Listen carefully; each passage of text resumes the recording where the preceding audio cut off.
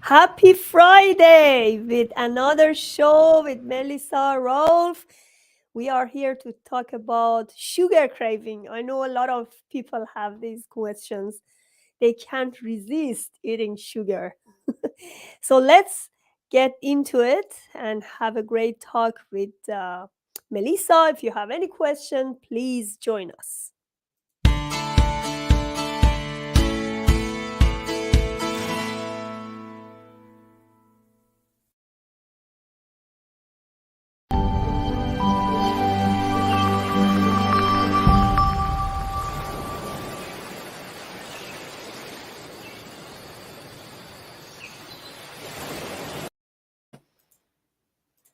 Welcome to my show, Melissa. I'm so happy to have you today and can't wait to talk about this topic. Yeah, Thank you. I'm excited to be here.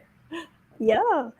So, you actually have the bachelor degree and you are in organizational communication and you are also a health coach. Tell me about this. You first tell me about your history.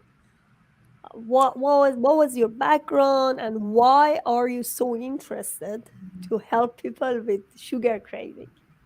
Because I was addicted to sugar.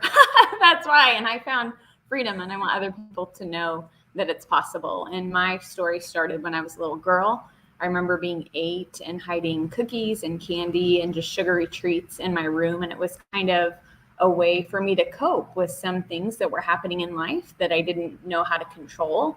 And so sugar became my vice. And that continued through the years. And eventually, when we got married and had children, I didn't like the way that I was showing up in the world. I didn't like how I was feeling. And so I met with a life coach, and that led to meeting with a naturopath and really discovering that my food was having a really big impact on my mood. And the big culprit for me was sugar. So found sugar freedom, and that's why I'm here to help others who are where I was. That's the short version. So that's interesting. You talk about kids. I know kids love sugar, and I used to love sugar when I was a kid. To be honest, I don't feel regret because those days I really enjoyed having sugar, and now I can't. So how can we stop this craving? I know when you feel, oh my goodness, I'm gonna have this cake. You're just so happy to look at it and so happy to taste it. Tell me some simple steps to stop sugar cravings. Yeah, absolutely. I'm a big proponent on replacing judgment with curiosity. So instead of shaming or guilting or telling ourselves that it's bad or we shouldn't, if we can just scrap that language and we can get curious and ask, what am I looking for in this moment? Am I really hungry? Because sometimes we're not physically hungry. Maybe we're hungry for more interaction with people or we need more downtime. And so a craving is a messenger of something that we need in life, but we default and we want to replace it with food, oftentimes sugar, because it makes us feel good. So if we can replace that judgment and get really curious and ask, what am I looking for? Am I hungry? That can be a really big baseline first step to find that freedom from sugar. You know, I tell you, Melissa, since I stopped adding sugar actually inside my food, I feel more grateful because right now I can taste the real food. The problem with sugar is that they add sugar in everything, right? So you don't really know what's the taste of this food. Let's say in the morning I have a great oatmeal with berries and banana and a lot of hemp seed, walnut, you know, and that tastes great, right? I love this feeling. And I don't add any sugar, any honey, anything to it. And since then, I even don't need to ask for cake or something that makes me bad. I mean, it feels bad. I think sugar is one of the indicators that they want you to change your taste. And you can't actually feel the real taste of the food. Absolutely. And I think to that point, sugar is addictive. It's 9 times more addictive than cocaine because it releases the dopamine in the brain. And in order for us to have that feel good feeling, we need to have more to get that same level of dopamine release. So, to your point of when you cut it out, you don't want it anymore because you're not addicted to it. It's very, very addictive, but yet it's legal, it's socially acceptable, it's thrown out at children at parades. I do not understand. And as you said, instead of having sugar, you just want to choose something. So I replace sugar with nuts, or I can have a little bit something with protein. Especially, I love hemp seed because it's a full protein, like plant based. So there are a lot of replacement to actually try. You can treat this addiction with. Absolutely. And I think, too, another point is that sugar cravings can mimic dehydration. So make sure you're drinking enough water because being hydrated can curb those sugar cravings too. That's a really simple, practical thing that people can do right now, even today, is carry your water with you. Make sure that you're hydrated and you're drinking and you're getting that hydration. So, what are the disadvantages of taking sugar? What are the what? What happened when we take sugar? What happened to our body? When we take it out? When we have it, like when we consume sugar. Yeah, absolutely. Well, it does not help with our aging at all. It helps us age more quickly, which I don't think any woman wants that. It also can make our brains more foggy. We can be more lightheaded. We're not just as clear. It depletes our energy. It obviously affects our teeth. It affects our weight. I think a lot of times we associate it with weight and teeth, but it affects the energy. It affects our adrenal glands, which is our body's way of fighting off stress. So it reduces that. It reduces your immune system. So you're more susceptible to getting ill. There are so many ways that sugar impacts our body beyond just the teeth component and the weight component, as we've been led to believe. There's just so many things that I mentioned. So, how can we start? Let's say if you have a client come to you and she's very, very addicted to sugar, what do you suggest first? I think the main thing is to get a really good baseline and to discover when and where are you craving that sugar. Is it the same time every day and what's happening in your life? Because a lot of times there's more going on behind the scenes, and we've really got to get to that root cause and decipher, is it that they're tired and they're looking for energy and they're grabbing sugar for that jolt? Or are they an extrovert and they've been too isolated and they need more interaction, and so they're looking for that? So really to kind of chart and to see, where am I having the cravings, what's happening in the day, and just kind of get that baseline to figure out what is really going on, because we've got to get to that root cause to figure out the why behind the why to solve the problem. So you have an assessment with your client, as I see, and they go through different questions to see where they are in their life when this happened. Because, as you say, it's like addiction. It's like a smoking, right?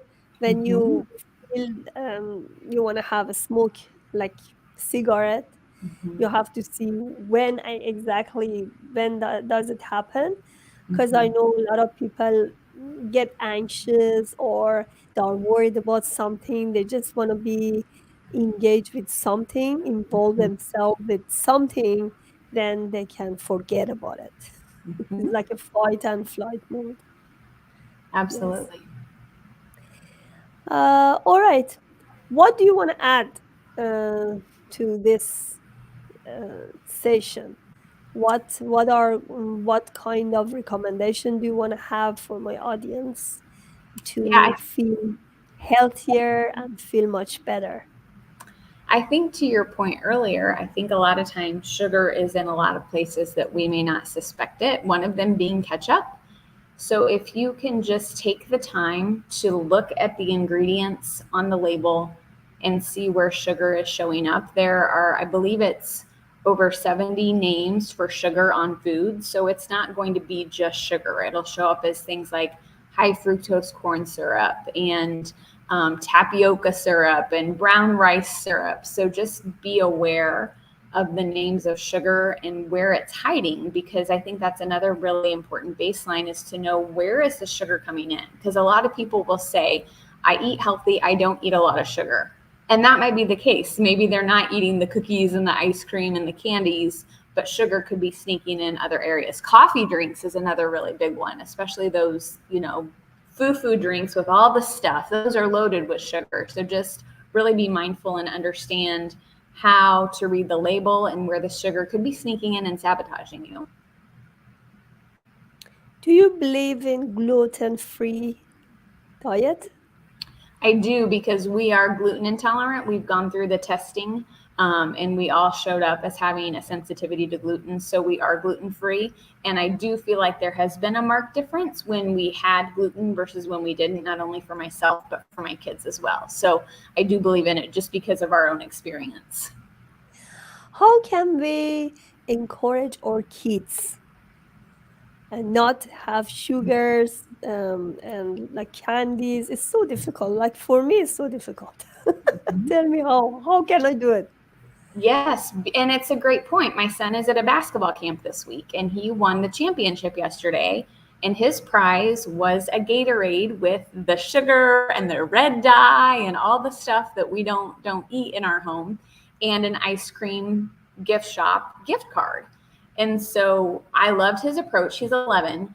So he knows that we don't eat that food in our house just because of how it makes them feel. Not that it's bad or we haven't labeled it as such, but we just have taught them how to understand how foods make them feel. And they know when they have the ice cream and they have the red dye, they just don't feel good. And so he was like, I know that I don't want this, but I'd like to give my drink to somebody else. Could you buy me a drink that we have at our house? Could we go to the health food store and could I buy that drink? And could I sell my gift card and you could give me the cash? So that was his workaround. I thought it worked really well. We do something similar at Halloween. When they get all the candy, we will give them cash for their candy. We let them pick a piece or two. But I think it's just really teaching them, this is how the food makes you feel, and teaching them how to listen to their bodies, because that's the big thing. Anybody who has a lot of sugar and then goes to not eating a lot of sugar, you can feel the difference. You're going to know. Exactly.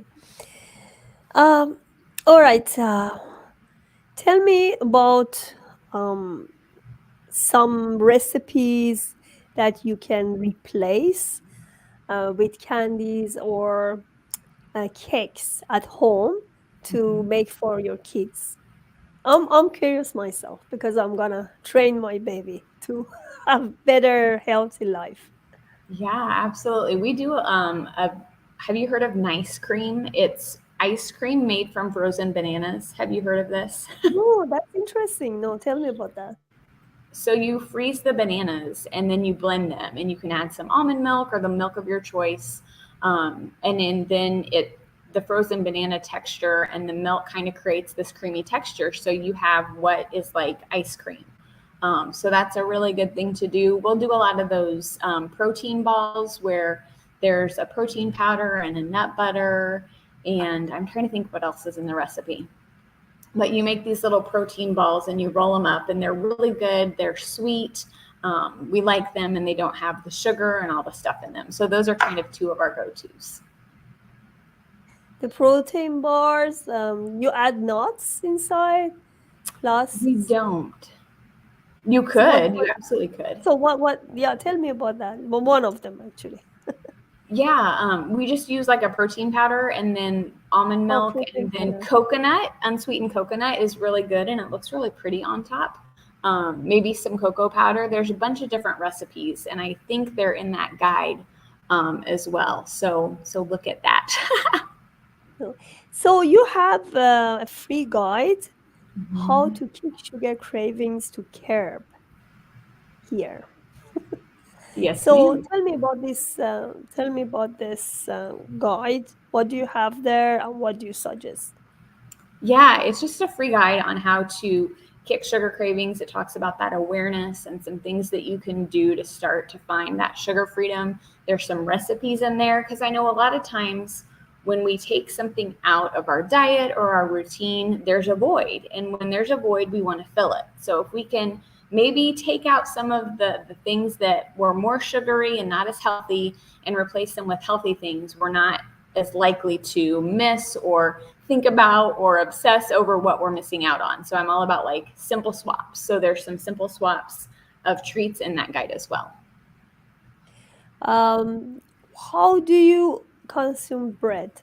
Like I know bread is carbohydrate and it's gonna convert to sugar. I try to use gluten-free bread. And there are some fermented bread. Have you heard about this? What do you suggest? What tell me about this fermented first, if you suggest, and how do you take it?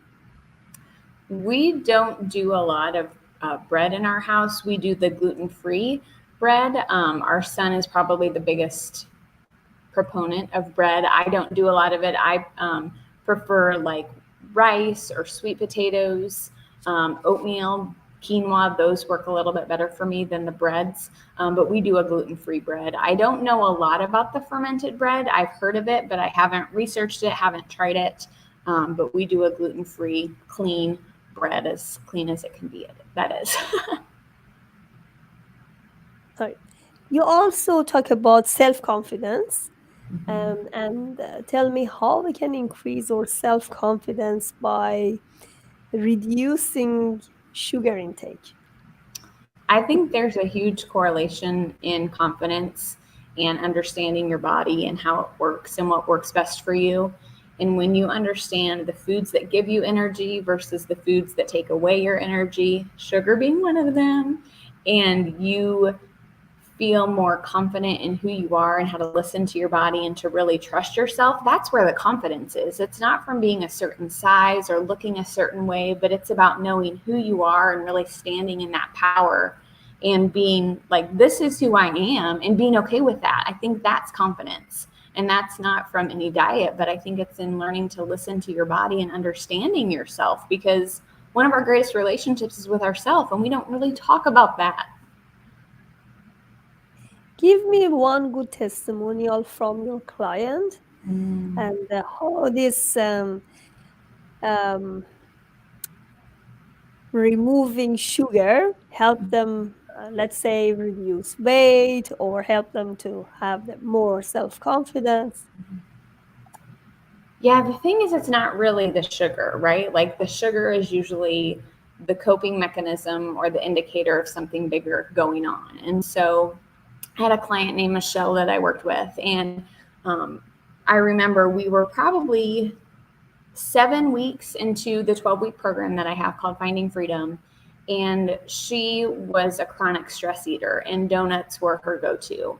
And about 7 weeks into us working together, her in laws were coming from out of town, and her husband went to the store and bought donuts for them to have, and they were celebrating something. So when they came, they brought cupcakes and cookie, and there was sugar everywhere. And she said to me, she goes, I'm not hungry. I'm not going to have any of it. I'm like, okay, that's great. Listen to your body. If you get hungry and you want something, it's okay. Like it's all about listening to your body, understanding why you're turning towards the sugar in the first place and really getting in tune with that. And so by the end of the weekend, when the in-laws left, she hadn't had anything. And she was like, you know what? I'm hungry for a donut. I'm going to have a little bit of a donut. And so I think she had some of the donut. She didn't eat the whole thing. And she was like, I felt amazing. I was satisfied. I was fulfilled. I didn't stress eat. I didn't emotionally eat. I ate it because I was hungry, because it was there and it looked good, and I was done. So it didn't lead to 2 donuts or 3 donuts as she had struggled with in the past. And so that was like, I think, the first sign of her breaking free. But by the time we had finished working together, she had amazing weight loss. She had confidence. She understood herself, her body, why she was going towards the sugar. There were some things that she hadn't connected before, because we all have things that have happened in our lives and things that kind of condition us to believe a certain way. And so she was really able to change her beliefs about food and her body and herself, and she was free, and it's amazing. So that's just one story. That's great when you see your client feel happy, because it's not only, as you said, sugar craving may have, it's a symptom of a lot of disease as well. Mm-hmm. So you have to find out, like in functional medicine, what we do usually, we just do the lab testing. And through those testing, we find out a lot of hidden layers when you are craving sugar. So it's a great idea you go and find those hidden layers before even you start and understand why you are doing this. Because when you see the result of your labs, you say, oh my goodness, I never thought that I have these symptoms. Because by the time we are not in that level of disease and you don't feel pain, you said, okay, I just keep going, that's life. But, as soon as you have that disease and you get the symptoms, it's a bit late. Mm-hmm. Mm-hmm. It's not totally late because you can still reverse those symptoms. But if you knew in prior to getting those symptoms, of course, it was much better to get rid of it. Yes. So tell me one good sentence for people who are craving a lot of sugars and you want to help them leave it. I want them to know that it's possible, because I think that when you are in the midst of that and you believe that you need the sugar to get through the day, or you need to get your fix, or your kids are finally taking a nap and you can have something sweet, like, you don't have to live that way. It doesn't have to control you. You can find freedom, and there is hope. It just might look a little differently than you've been led to believe, because it's that underlying issues that need to be addressed, really, because the sugar is the symptom. So there's hope, and you can absolutely find freedom. Thank you so much for being here. I wish everybody here listening to this show um, help themselves to feel better by leaving sugar forever. And actually, as I saying, there are a lot of replacement for sugar. You even if you have a components like the blend of different fruits or ice cream or something that makes you feel good, these are replacements. So you don't need to go straight forward to have some processed sugar or something, right? Amen. Yeah. Thank you so much. Hopefully I can have you more and more in different shows. Well, thank you for having me. I would love that. It would be great. Yeah.